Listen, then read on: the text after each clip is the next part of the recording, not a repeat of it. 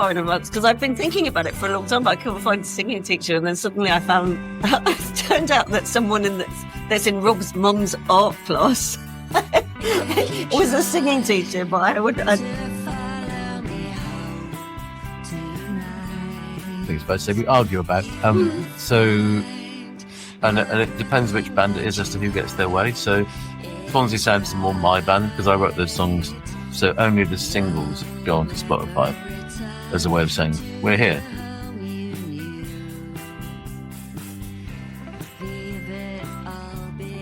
Hello, everyone. This is W, host of the High Art on the Edge page, host of 2 podcast features. The first one is known as PCE, which stands for Post Concert Energy.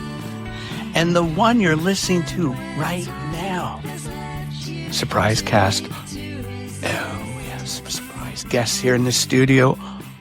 And I want to let everyone know this is our second go around, so I much appreciate it that they want to come back for desserts. Hello, Amelia and Rob. Could you please tell us what you do as a musician and where you are podcasting from? So we do a whole bunch of things. We're in a whole bunch of bands. One of the main ones we're doing at the moment is Heavenly, which was originally a band back in the 90s, but we've reinstated it. We're in a band called Swansea Sound, which is I think what we were talking about at the last podcast. And we're also in a band called the Catenary Wires, which just put out an album with a poet called Brian Bilston. So that was Brian Bilston and the Catenary Wires. So those are the 3 main things we do at the moment. And Rob can say where we're broadcasting from. Yeah, and where broadcasting? where we are right now is in Kent, in southeast England, which is that little bit that sticks out, and it's quite near France. Although most people in Kent seem to pretend that they're nowhere near France. And the other thing we do is we run a label called Sket Wax Records that releases our stuff, but loads of stuff by other people as well.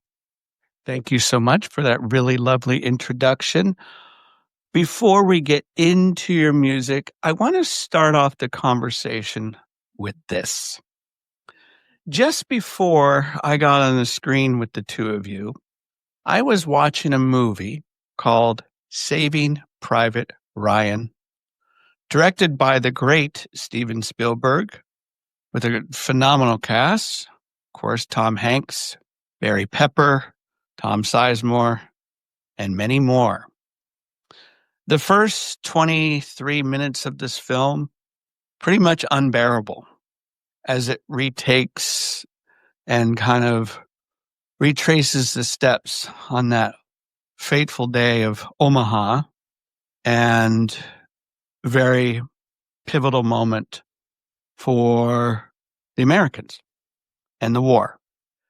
Now, I don't really want to discuss the movie, but what I'd like to know from either of you, that day had a huge impact on my father.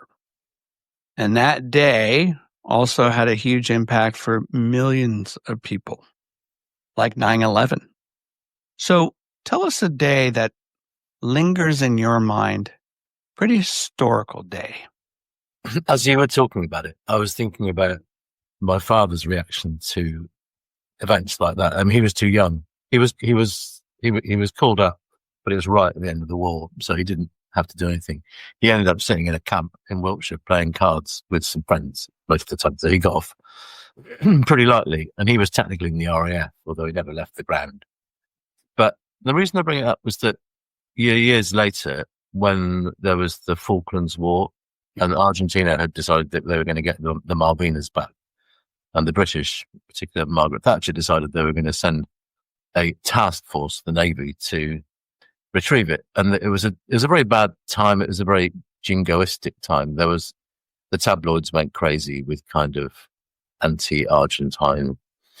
It got pretty unpleasant. And I was a sort of angry teenager who found this jingoistic resurrection of all the empire flags and memorabilia to be kind of grim.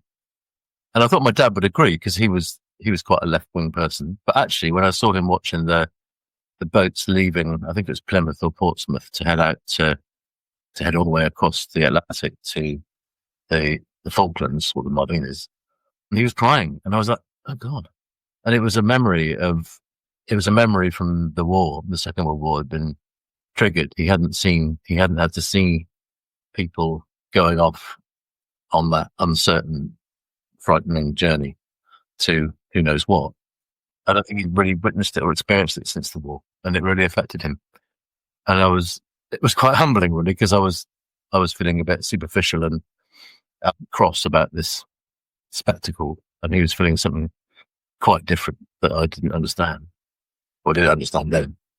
How long was that war? Do you remember? It was quite short. I mean, there were naval conflicts, and they took the islands back, and it didn't take very long. There weren't huge numbers of British casualties. There were quite a few Argentine casualties. I mean, it was a very strange war. It was a little outpost of the British Empire that, was still part of the, I suppose we have to say Commonwealth these days, but it was British property that had been acquired a long time ago. And so it felt in some ways like a very, very old fashioned war, like a little colonial war about a territory that was disputed. It didn't have an immediate impact. There was no danger to people at home. It wasn't as though the Argentines were going to be able to fly their jets across the Atlantic and attack Britain. So it was a kind of spectacle for most people. It wasn't, I mean, obviously for those people who were involved in the fighting and for their families, it was more than a spectacle. But for most people, it was a made for TV production, because we weren't and we're never going to be involved in a real sense. But it was quite short, but it also had the downside of saving Margaret Thatcher's political skin. I think she instinctively knew that people rally around a leader at a time of war, and they did. So seeing that and how that impacted your father, how did that make you feel? Not to be flippant about situations where other people were risking their lives. Yeah. On my behalf, whether I would want them to, or whether I'd have agreed that was a good way to resolve the situation, I decided it was pretty crass to be just straightforwardly contemptuous of it when, for the people involved, there was a lot at stake. So I'm guessing, if you don't mind me asking, Rob, and then I'll ask Amelia. So I'm guessing, Rob, war is not the answer for you. War is not the solution by any means. Yeah? No. I mean, I'm not an 100% pacifist. Okay. I would think it should be utterly the last thing that you resort to, which I think in the case of the Falklands, I'm not sure that was the case. Yeah. Anyway, I don't know. I mean, I'm not an expert. I couldn't say. Do you have friends that have served in the military at all? A couple. I mean, actually, sort of the children of friends who were slightly older than me had both, to the surprise of their parents, one joined the RAF and one joined the army. It was really quite a surprise. Yeah. So I don't know anybody. I don't think I know anybody of my generation who's done that. No. What about for you, Amelia? Any impactful historical events that shaped you a little bit?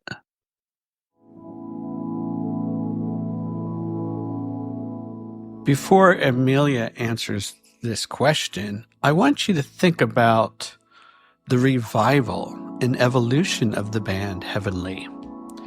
How did they play a role for you whilst listening to them many years ago and now? Think about some historical events that affected you.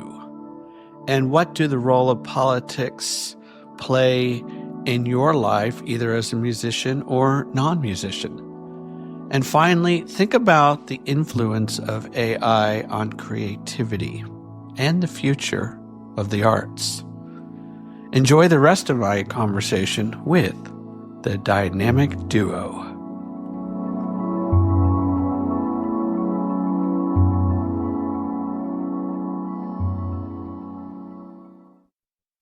I think strangely, the thing that's probably affecting me most, at least at the moment, I think it's historic, but it's much more recent, is literally just Trump's re-election, which even in the UK is a big deal and shocking.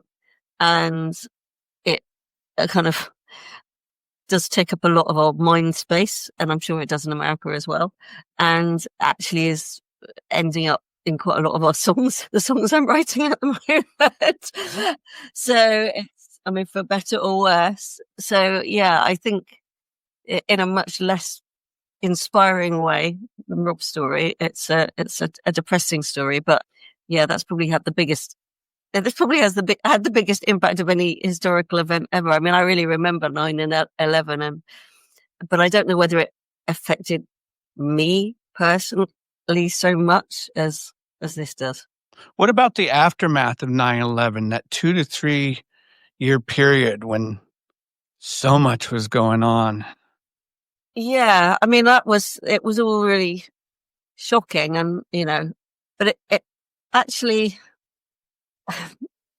It felt, I mean, I felt really angry with Blair's government because I'd actually quite liked them until then. And the whole, dodgy dossier being completely fake and all these things. It made you, well, if you hadn't lost your faith in politics already, you would have lost your faith in politics. So yeah, that was it. But again, it made me angry, but I don't know whether it changed me. Exactly. Actually, weirdly, what changed me more was a completely personal thing. On the day of 9/11, I was in the office in London, and the chair of our company, it was only a little company, went out for lunch. And then it all happened in New York, and where everyone was on the internet trying to look, but the internet completely froze up, so you couldn't see anything. So we had like just a still image of the plane on the side of the skyscraper, kind of stuck. But my chair, who was out at lunch, I knew she was meant to be going to America the next day. So when she came back, I said, "I don't think you're going to be going to America tomorrow." And she went, "Why?" And I said, "Look," and she went, "Oh my God, my daughter works in that building." Oh, wow.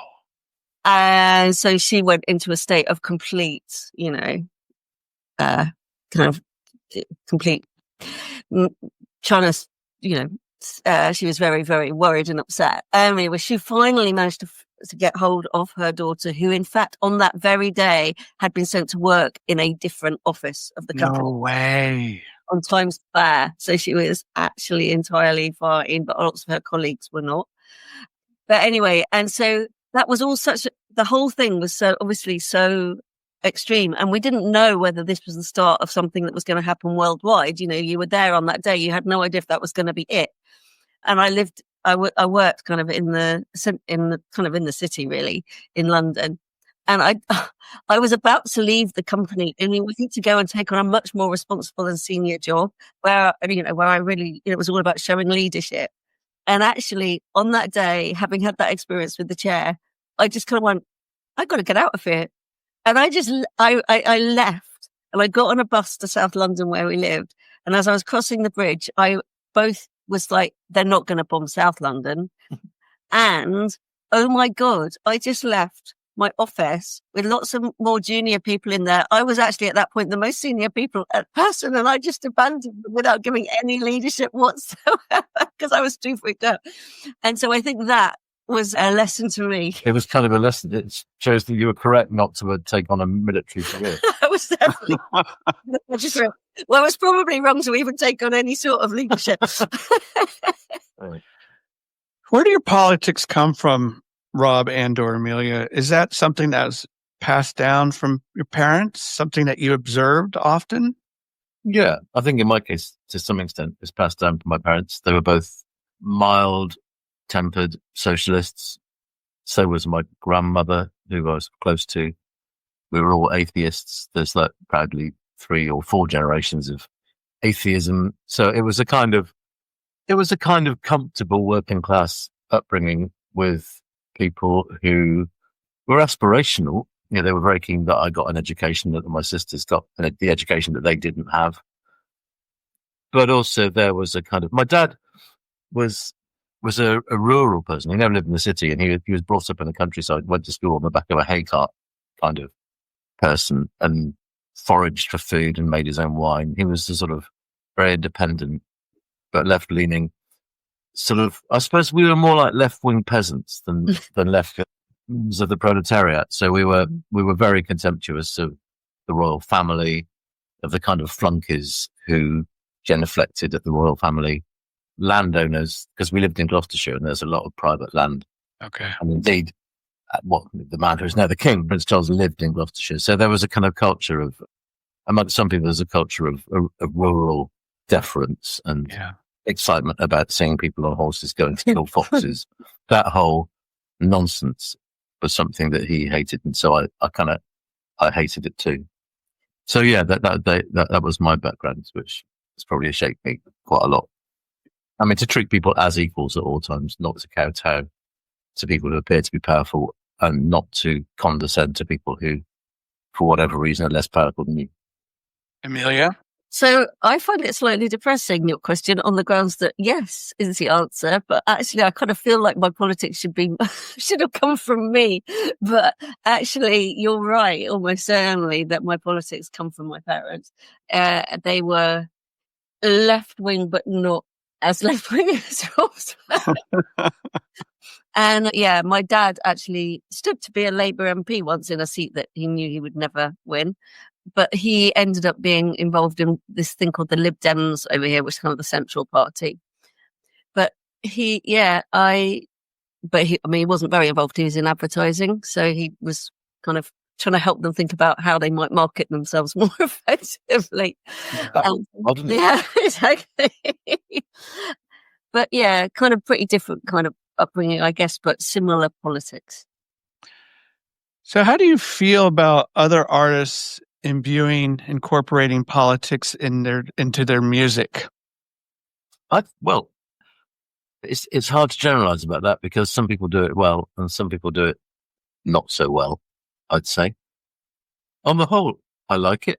I don't particularly like listening to music that is unironically trying to preach to you in a way that I just instinctively, against my dad's influence, I would reject anybody who tries to tell me what to think, even if I agree with them. I'd find them boring. Okay. And I'd find somebody who tried to tell me what to think. If they were addressing something that I didn't agree with, then I would find them objectionable. So I think it's a really hard question to answer that, because, so for instance, I don't like Billy Bragg. I mean, and I don't mind it. I'm nothing against him personally. I mean, I don't have any bad feelings about him as a person, but I don't really like his songs very much, because they feel like they're trying to tell me what I already know. And I don't really get along with that. Well, then also you really like songs with humour. So you like your politics with humour. My songs are also political, but they tend to be more kind of self-focused political, I guess. And they're kind of a more personal view. So they're none of them polemical. The closest I've got to polemical in Heavenly is around feminism, which is obviously political, but it's not party political. Right. And on the new Heavenly album, there's a few, which is also Trump related. There's a few, or at least a couple of songs that are kind of inspired by, they're not specifically about, but they are inspired by kind of gay and trans rights and the importance of those. Kind of, they've been inspired partly by the fact that they are more under threat than they used to be. And that is something I really care about. So again, it's not politics, party politics, but it's politics. Has it always been important for you, Amelia? That is a really good question. Yeah, I mean, I think so. I can't remember a time when I didn't think it was important. Well, it's actually, to be honest, I don't think I really thought about trans issues very much until reasonably recently. But yeah, in general, the fair treatment of people, whoever they are, whether it be race, gender, any of those things, has been something I've cared about for a very long time. Can't really remember not caring about it. The trans issue actually was I hadn't really thought very much about it. And this guy I work with came and said, would I kind of be an ally, and explained. And I was like, I don't really get what that is. Anyway, because I was on the board of a company. Anyway, he kind of explained to me, and I was okay, yeah, I do get that I could make a difference. That was, I don't know, that was reasonably recent. And actually, the more I got involved in it and the more talking to him I did, the more I realized it was important that people like me who, are cisgendered are kind of are outwardly supportive. Yeah. So I want to move this conversation into the second part. And the second part is actually the last time I saw you two was in San Francisco. Oh, yeah. Yeah. For short but very successful tour. Yeah. Do you want to remind the listeners of what that tour was all about and what was special?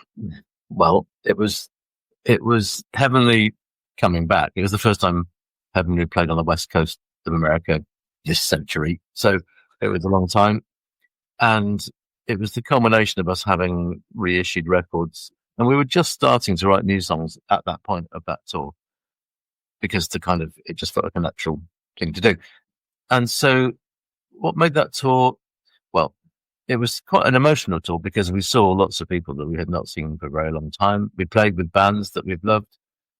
I met some people who, to come back to what Amelia was just saying, there's a band called the Crystal Furs, I think they're still called that, in Portland, who are two trans people and the sister of one of those people.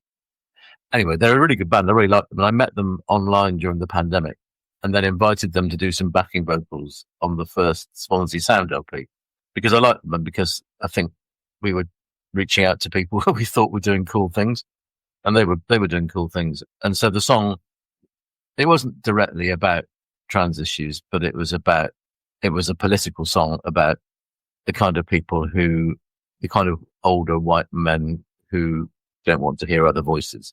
And poor Hugh in the song has to be the bloke that can hear other voices. Rob always in Swansea Sound, Rob always basically creates these characters that me and Hugh have to play that are always pretty hideous, right? Yeah. But I'm sorry about that. But that's what happened. Anyway, they recorded their backing vocals in Portland, sent them over. We put them in the song.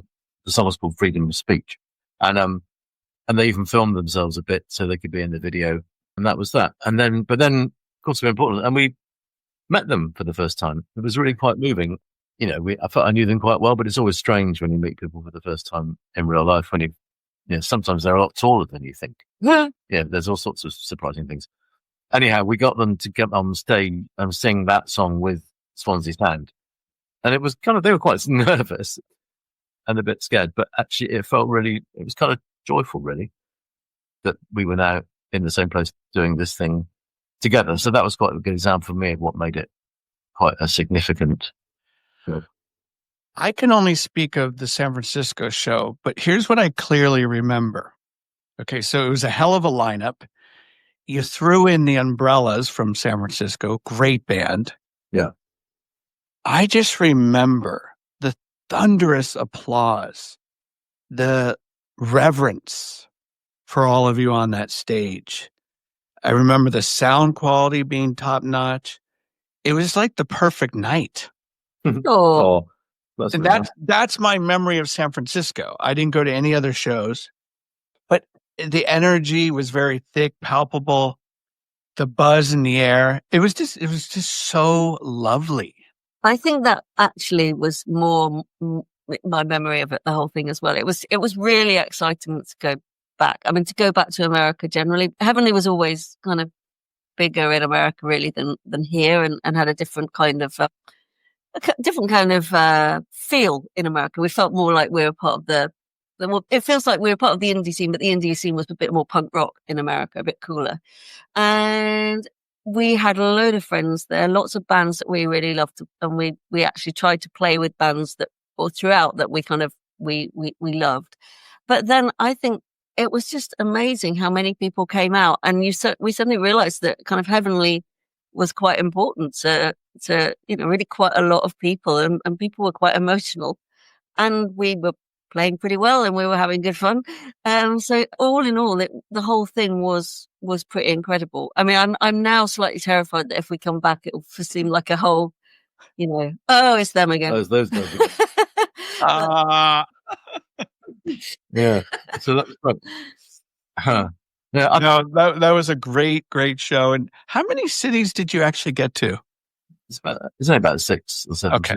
We did Olympia twice, and we did. We did Seattle, and we did Portland, but we did 2 nights in San Francisco and 2 nights in LA, didn't we? Yeah. So yeah, that was it really. And then before that, we played in New York. But yeah, We're coming back to the East Coast next spring, but that may or may not be exciting for people in San Francisco. but it's true. Oh, okay. Good to know. And I will say, you guys did an interview, I think the morning of before you came to San Francisco. It was in Berkeley. Oh, yes. Calex. Yeah. Yeah, with Lily. It was hilarious. Was it? It was so fun. So I don't know if they archive all that stuff, but I'm telling everyone, check it out. Go to calex.com, I believe, or whatever. Interviewed it. Was that Heavenly or Swansea's handle? I think it was kind of all of us, actually. It was all of you. Yeah. It was like this circus of just pure entertainment. We were having a very good time. We loved it. Good stuff. Now, you have a new single out, We do. Yeah. Portland Town. Portland Town, which goes back to some of the things we were just talking about, really. Yeah. So why the release now? Well, that's a good question. I think we felt. I mean, there will be an LP, an album, but it won't come out till next year. But it's on the way, and we're playing this one gig this year in London in a couple of weeks, and we thought it might be nice just to put a single out to say, okay, we're doing new things now, to get people into the idea that there's new stuff, and to flag the fact, to give people enough warning to get out of the way or to leave if they don't want an album because it's coming. So it's like somebody who stands in front of a slow car with a red flag in the old days. To warn innocent pedestrians that there is more indie pop on the way. They can take evasive action if they want. So it's a kind of warning. But yeah, it is bizarre. Most people would wait and put their single out until the album was kind of ready. But basically, we're a bit impatient, and also we were doing this gig. I think also we like doing a 7-inch single. Yeah. On the same day, there's a new Swansea Sound 7-inch single at the same time called Oasis v Blur, which is a quite well, you can probably get the song even by hearing the title. It's something of a comment on what summer is going to be like in this country, which is husky wall-to-wall Oasis, and even Oasis shops where people can buy piles of Oasis shit. They've sucked most of the money out of the leisure economy. So you can see these two twats doing their old songs. Anyway, so there's Swansea Sound 7-inch and a Heavenly 7-inch because we thought it would be a fun thing to do, I suppose, to have 2 7-inch singles. So with Portland Town, let us take a listen to this, and then anything else you want to share about it. I've never been brave, I've never been tough, but sometimes you have to say that's enough. I'm hiding out in the trees once again, lost in the leaves, hide my eyes and pretend I'm in a place full of misfits like me, a place I could be just who I want to be. Take me down to Portland Town. I wanna find myself in Portland. Hide in plain sight, no one blinking an eye. I could play the game right, but I don't want to try. Okay, now that we've taken a listen to this, another catchy gem, how the hell do you do it?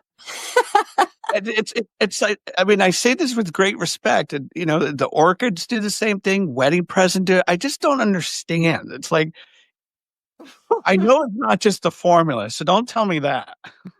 No. It's not. I don't really know. You just play around on a guitar until you make something that sounds nice, and then you you carry on from there. I mean, I would say it doesn't always work. So almost always the Heavenly albums were a little bit mixed, and probably this one will be too. We'll have to see. But I agree that the single would. Yeah. Farhad, what do you want to share?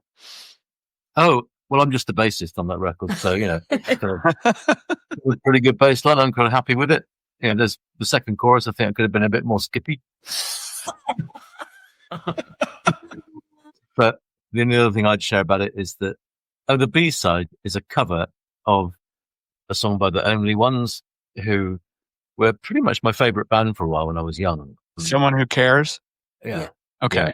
And earlier in the year, we went to see Peter Perrett, who's the singer of the Only Ones, who now plays with a band, which includes two of his sons, remarkably, and they do new stuff, but they do play some old Only One songs. And one of the ones they did was Someone Who Cares, and it was so brilliant that We thought we'd take it and ruin it.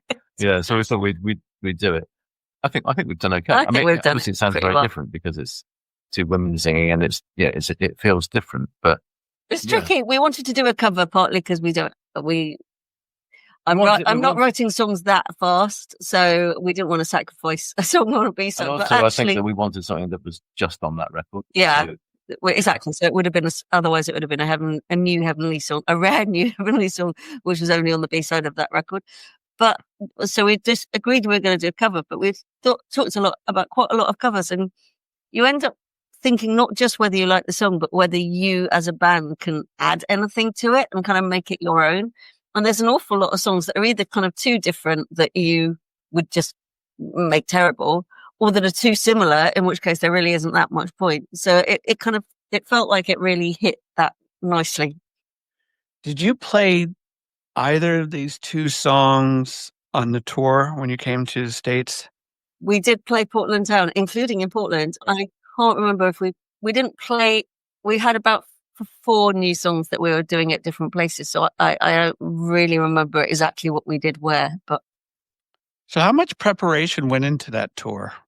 well, quite a lot. And I'd started, I think, because of running the label, I ended up organising all sorts of things. So we were approached initially by a guy in LA who wanted to put us on, and we were like, oh, okay, that sounds good. And indeed, we did do it at Zebulon through him.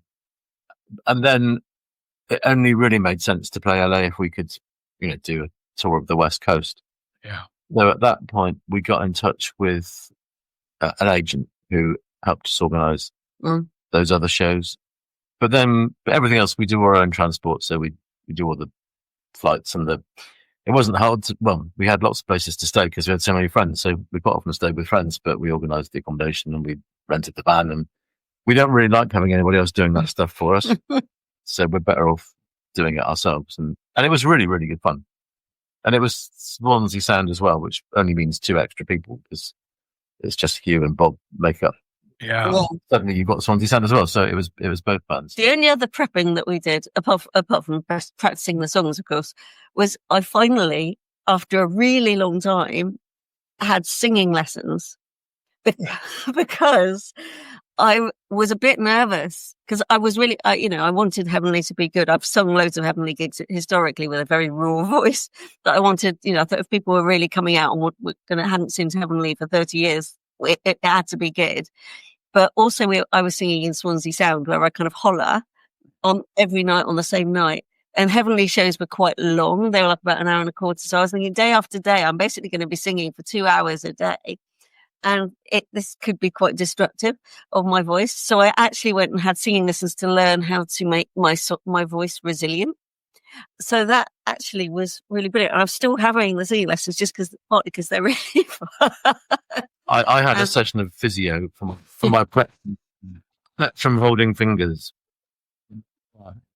Amazing preparation that went. I bet. So, Amelia, how far in advance did you start these singing lessons?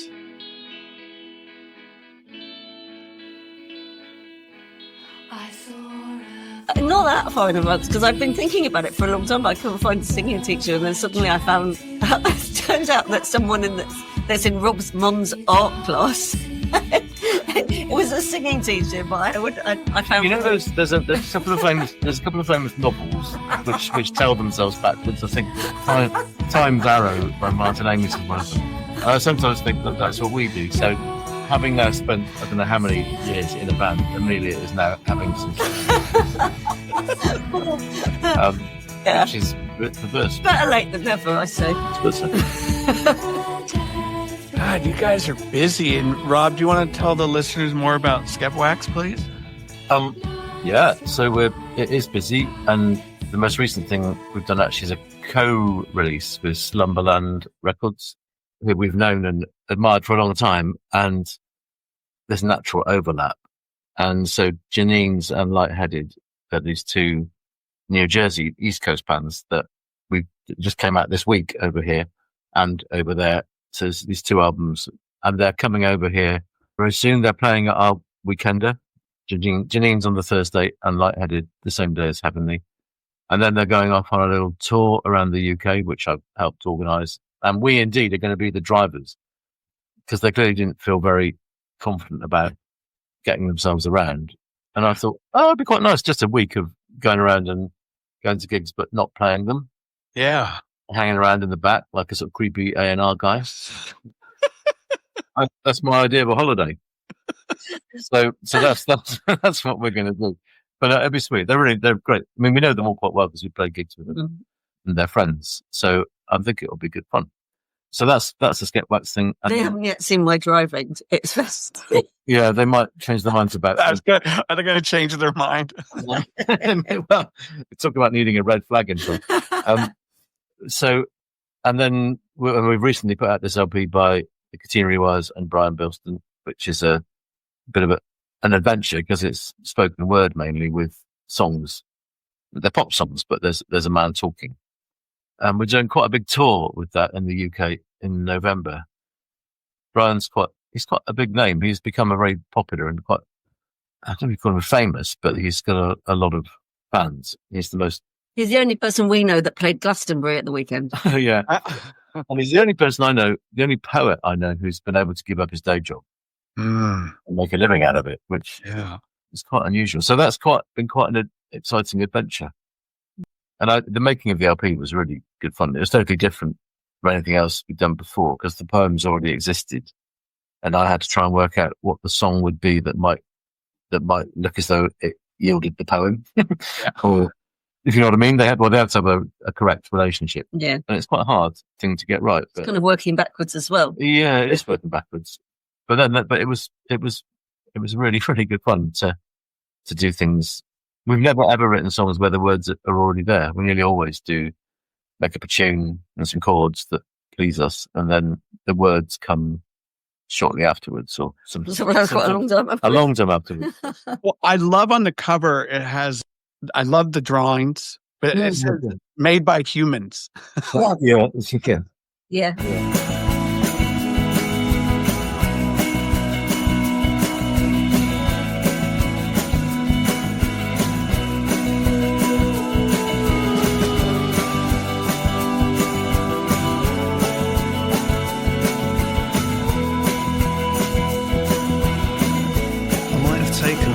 Train, you might not have had reason to catch it. Yeah. So what do you think of all this AI stuff? Is it freaking you out? I think it does. It freaks me out to some extent. I mean, I think it freaks me out how it freaks people out. I mean, I think any technological innovation makes a lot of people feel pretty apocalyptic. Like this is the end of the world. I mean, I think the main problem with it is the same problem with most digital innovation, which is that it concentrates power and wealth in a very few hands.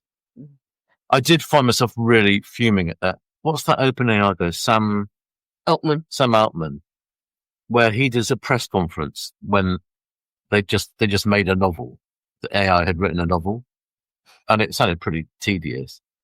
But then he gave a press conference where he said, "Yeah, it gives me kind of nouveau roman vibes." Or something. I mean, something so ignorant and sort of thick. And I thought, well, mate, some people need AI more than others. And you're because you can't even talk properly, let alone right. Mm-hmm. So I kind of, it's the power shift that worries me. So if the power shifts from genuinely inspirational, creative people to vacuous people like that, yeah, then culturally that is not going to be a good thing. That's one thing I think about it. I don't sit here thinking, oh my God, AI is going to write. I think it's kind of slightly scrappy indie music is probably one of the last redoubts. So AI isn't going to write a Swansea Sound song. And I have this feeling that irony, which Swansea sound like, is going to be quite hard for AI to do. I mean, it'll be a big. If AI manages to do irony, then I'll give up. Joy, which there's quite a lot of joy in heavenly songs.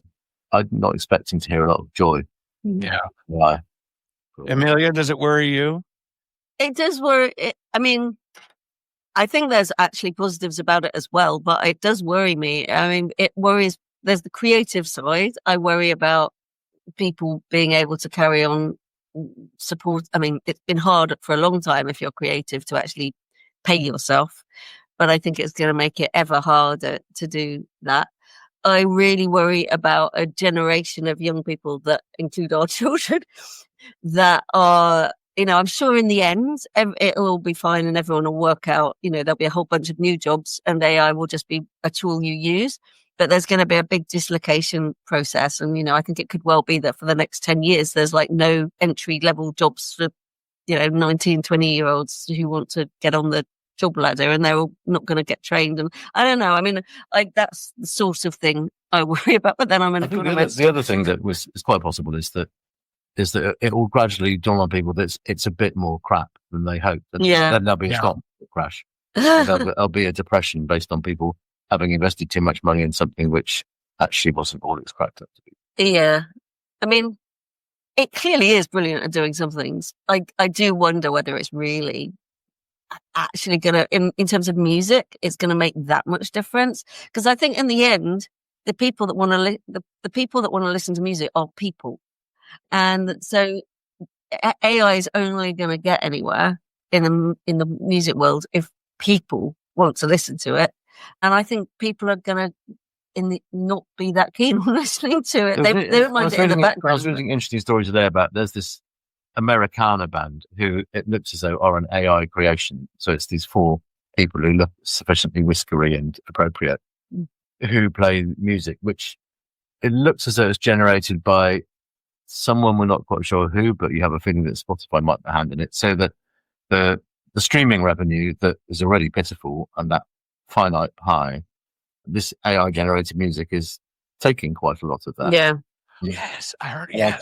So I think as a way of, I've got a feeling that it's possible that it means that digital capitalism will hollow itself out, because I read an interesting theory that the internet will become unusable because it'll be so flooded with semi-trustworthy bollocks, which is AI generated, that you'll no longer really be able to use it.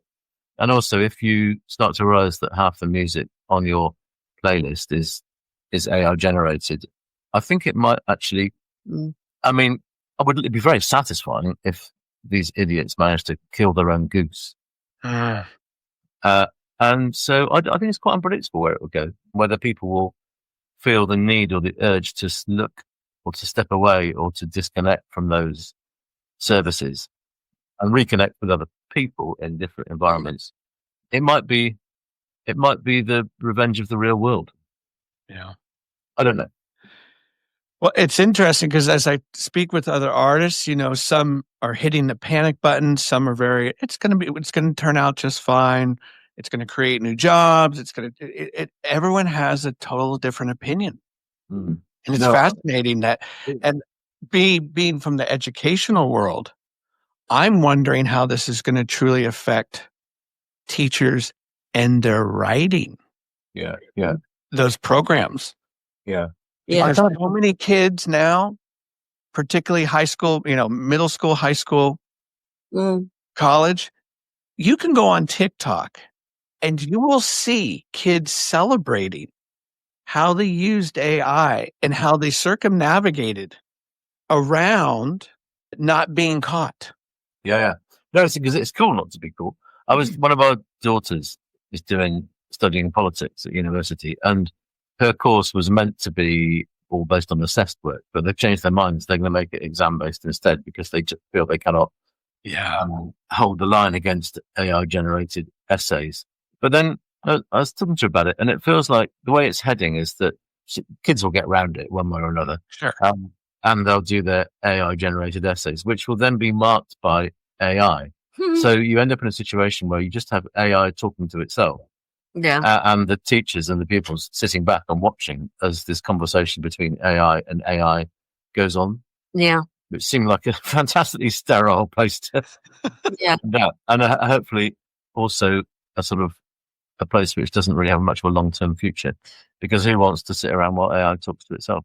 Yeah. I mean, I think there's, I think it's at school and at university when basically if people critique the system too easily, they're not going to learn anything. And then when they come out into the real world, basically, I mean, it's the same thing as I was saying, basically all the more junior jobs in companies are the things that AI can do. So those people won't be doing those things. The more senior jobs will probably be fine. They're the people that are going, oh yeah, it's great. I can use it. It can't replace what I do. That's true. But it can, but the more junior people are never going to grow into those people without that experience. And I don't know how they learn it without the jobs, if you saw it, the kind of basic jobs. The sort of nightmare scenario is a world where there's 5% of the population are allowed to be executive producers, and all the producers have been shot. Yeah. All the runners aren't even invited in. And So no one can ever get to be an executive producer ever again because they can't be all the other things that build up to that. Yeah. So how do you feel about putting music on Spotify? I hate it. Does that really cut against your personal grain there? Yeah. Well, I mean, it's something that I think it's fair to say we argue about. So, and it depends which band it is as to who gets their way. So Swansea Sound is more my band because I wrote those songs. So only the singles go onto Spotify as a way of saying, we're here. Yeah. But also implicitly saying, if you want any more, you've got to go and download it. You're basically saying you're treating Spotify as if it's radio, so the singles go on I'm treating rather treating like a billboard. yeah, well, exactly. So normally bands have thought of radio as something that they don't make that much money from, but it promotes them, and then they make the money by selling the records. You're kind of treating it as radio. Yeah, and it's kind of perverse because I mean, we're old, so we're not in it for the money. But I so despise being ripped off by someone in power. That's my dad speaking again. But I'd rather people didn't hear it than if I had to sort of subsidize the lifestyle of Daniel Ek. But also, I think I don't want to be part of an economy where people are paid in likes rather than money. It's not viable and it's not fair. So I would rather not be part of it. On the other hand, so I also think it's a very depressing world and it behaves badly in lots of ways. And Spotify has too much market power and ability to do what it wants. And Daniel Ek has too much money to spend on things that he shouldn't be spending the money on. But I also think that you're kind of cutting off your, well, it's so self-damaging to refuse to be on there. Yeah.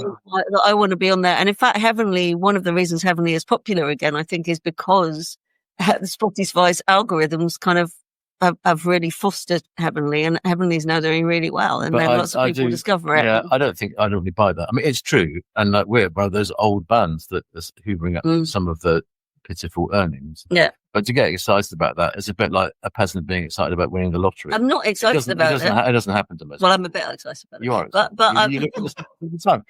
Here's the thing to know: that Amelia really likes statistics and graphs, and I really don't.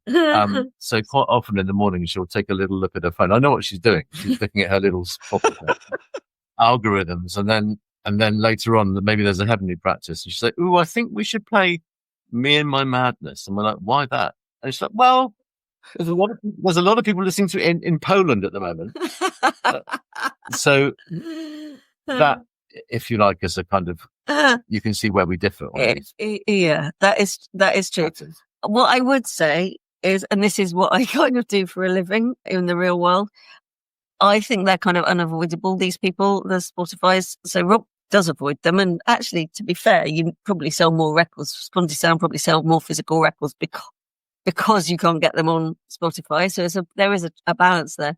But I'm more of the view that that you can't really avoid them. They've got massive market power, and so they need to be controlled. They need to be made to behave appropriately. None of which has happened. No, but people, I mean, I'm trying. People are trying. King Canute thought that about the Steve. I didn't. Well, it's all second best, isn't it? Either you don't get any of the benefit of I mean, I it, should or say you that try and when we- control it. When we have a band on Get Wet, we don't tell them what to do. I mean, we do what they want. So if they want their songs to be available on all formats, then of course we'll do that. And so far, every band apart from Swansea Sound has, and the reason is they're not, they want as many people to hear their music as possible. And Right. Yeah. Yeah. I guess what you're really saying, Amelia, is we need an Operation Heavenly. Mm. We have a reissue coming up. Yeah. That's exactly what I was saying. The fourth album by Heavenly is called Operation Heavenly, and we've reissued the other three on vinyl, and we're finally reissuing this one on vinyl, and it's a rather lovely thing. We have copies just arrived. It finally comes out at the end of July, so other people won't see it for a few weeks. And it was an album that was one of our, or possibly is our favorite of our albums for most of us. But when it came out basically around the same time as my brother died, and so he was the drummer in the band. And so we never really did anything with it. And it didn't I think we thought it could be quite a popular album, and it wasn't, because we didn't tour it, and I think it did all right, but it's so then we stopped the band, and we kind of left it kind of in limbo. Yeah. And so we finally came back to it, and we're like, oh yeah, we rather like this. And it still sounds really fresh, actually. So yeah, we're very chuffed that it's finally coming out. So It's my favorite one of the four that we did. Okay. So with this reissue, are there any other tracks that weren't on the original, anything like that? There is only a couple of covers that were on the B-side of a single that came out with the album, was Space Manatee. So there's Art School by The Jam. And You Tore Me Down by the Flaming Groovies, we also covered. So they weren't on the original album, but they're on this reissue. There's also very nice, all of the reissues have had a 7-inch size booklet, square booklet. And part of the reason that this one took a very long time is I've been designing those, and I just kept not getting around to it. And then Rob finally, after Elodie, who's the person that did the Brian Bilston beautiful cover. Yeah. Rob finally said, should we just ask Elodie if she'd be willing to do it? Because she's really good. So we did. And it was kind of hard to let it go, but I did. And I have to admit, she did a much better job than I would have done. It's really great. It's really nice. So yeah, so we finally got it out as well. So how can people get a hold of this? How can they order it? How can they purchase? It will be in record stores, and they can get it from Bandcamp, and that we've got an online store, so they can get it from all sorts of places. The physical copies, yeah. And we seem to have pre-sold quite a lot on Bandcamp, so people seem to be getting the hang of it, or seem to be hearing about it. Yeah. I'm playing this show, in a couple of weeks is another chance to we'll play some of the songs from that album. So yeah, hopefully it will and it will complete this little journey we've been on of putting the old records out. I mean, we've sold out of the first two now, and nearly sold out of the third one. So I guess it's been a successful exercise. Yeah. We might have to reissue the reissues. We'll have to do booklets. About booklets. You just underscored my whole point, Rob, that when you come back to the States, the connection, the fanfare, the love in that room is going to be even greater. Well, maybe. I hope so. We're very lucky, actually, to be able to go there and have that kind of reception. It's sort of, it was pretty moving. When we did our first gig, the first return gig in London, it was pretty emotional, and I wasn't really expecting it to be the same when we went to America. Maybe because we'd done it once already, but it kind of was. And just going back to what we're talking about, quite a long time, minutes ago now. Heavenly isn't a big P political band. It's not a proselytizing band, but obviously there's a lot of politics in there, and it felt like this might seem sentimental, but it felt like the kind of gathering of people at those gigs.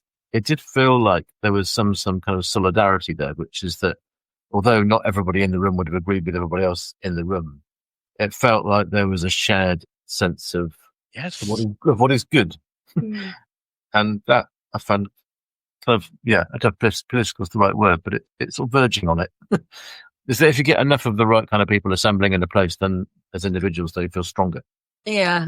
Because there were people, like, maybe this goes back to that Portland Town single, there are people who we know are being oppressed and are having a particularly hard time now, post-election, even than they were before.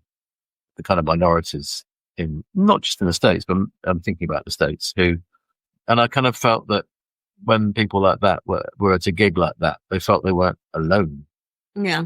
Does that sound sentimental? I don't know, but it had that, it felt like that for me, which is a pretty nice thing to be able to be part of.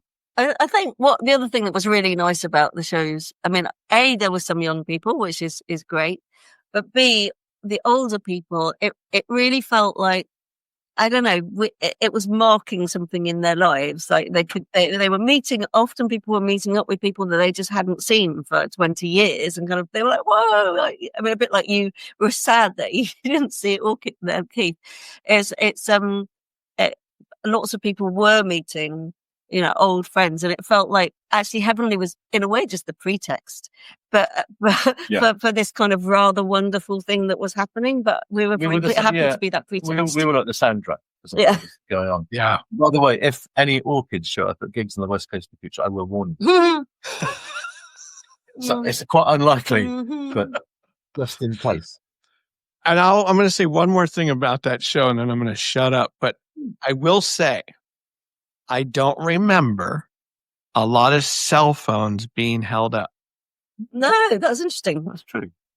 I recall that people were just watching, sponging it all up, not having to document it, which is fine. I'm not totally opposed to that, but it's just, I do remember that part. It's like, wow, people are actually just enjoying music.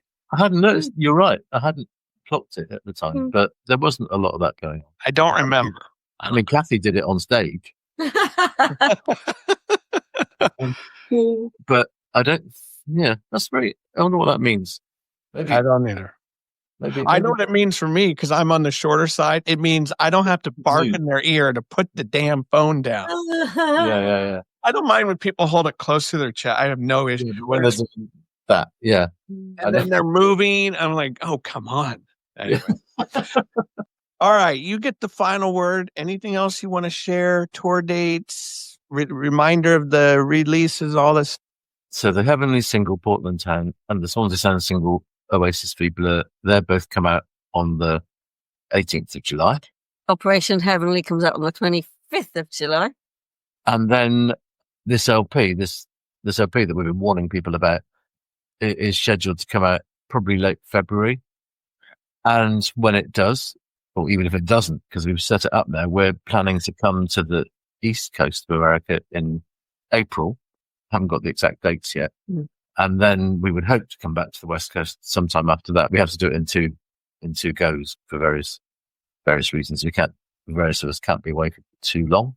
So there's going to be Heavenly activity next year, quite a lot of it. Hopefully in a town near you. That's true. Oh man! Oh, well, you can come and see Brian Bilston and the Catenary Wires. That's actually good. There you go. Yeah, I'll see if the Orchids want to come to that. I know that you only want to see the Orchids, really. So we're trying to organise it so that there's Orchids in the area. There are a lot of bands I want to see, but I want to see the Gentle Spring. Oh yes. Well, they're playing on the Sunday, and they're pretty amazing live. It was delicate, but it's quite intense. Yeah. And I'm really looking forward to seeing them again. They're pretty special, really. That's a hell of an album they released. It's great. Yeah, it is. It's quite an achievement, I think. And I think we probably not identify with them, but the journey that Michael's been on, I identify with it quite a lot because he was a bassist who didn't sing, and now he's a guitarist who sings. Again, living his life in a strange, in the wrong order, really. Yeah. He didn't sort of get around to doing. Well, it's really similar because also finally he writes all the songs now. Well, they do, Emily's yeah. written a few, but Yeah. mostly he's writing songs. He never wrote songs back in the day. That's the same as you. You finally learned to sing, realised you could sing, and learned to write songs. Yeah, like I really did recently. leave it quite late. Fly to Mars, travel halfway to the stars. Rob and Amelia, thank you so much for coming back to Surprise Cast. As always, such a pleasure, entertaining, informational, and I just try to set up these podcast conversations like I'm at a bar, at a pub, just chilling, having a nice drink with some friends. So I would say that's what it felt like in this hour. So thank you. Very good. Yeah, Thank you've got this on way. Yeah, Thanks for having us. Good to chat. Oh, of course, anytime. My name is W, also known as William, host of the High Art on the Edge page and host of this podcast feature, Surprise Cast. And remember this, everyone. Great music is all around us. You just have to keep your ears open.